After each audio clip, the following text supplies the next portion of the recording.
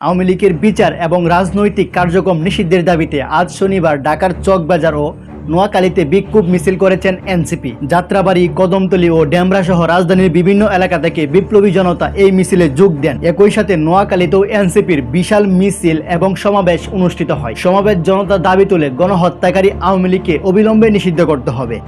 স্লোগানে মুখর হয়ে উঠেছিল রাজপথ। ইনকালাব জিন্দাবাদ, এনসিপি জিন্দাবাদ।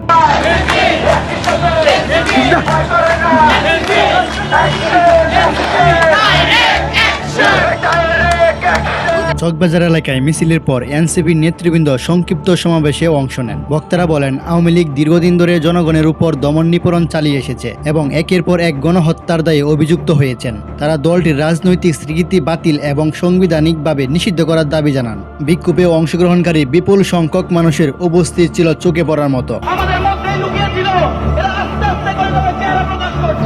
কিন্তু আমি বলতে চাই, আমাদের সবাইকে সতর্ক থাকতে হবে। রাজনৈতিক দলগুলো আজকে বলছে নির্বাচন চাই। আমরা বলতে চাই, গত 16 বছর আপনারা কিন্তু নির্বাচন কেন আপনারা রাস্তায় থাকতে পারেননি। সেই সাথে নোয়াখালীতে আজ শনিবার এনসিপি ডাকে অনুষ্ঠিত হয় বিক্ষোভ মিছিল ও সমাবেশ। আওয়ামী লীগের বিচার ও রাজনৈতিক নিষেধাজ্ঞার দাবিতে শহরের প্রধান সড়কগুলো অবরোধ করেন বিক্ষোভকারীরা।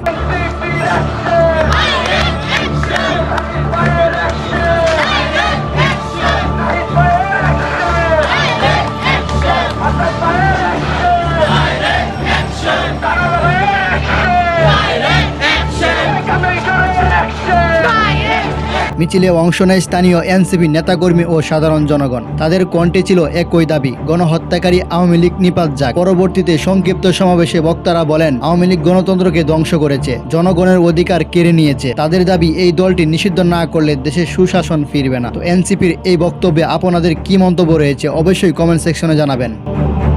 এতক্ষণ আমি আপনাদের সাথে ছিলাম নিউজ হাসান টিভি থেকে মেহেদী হাসান।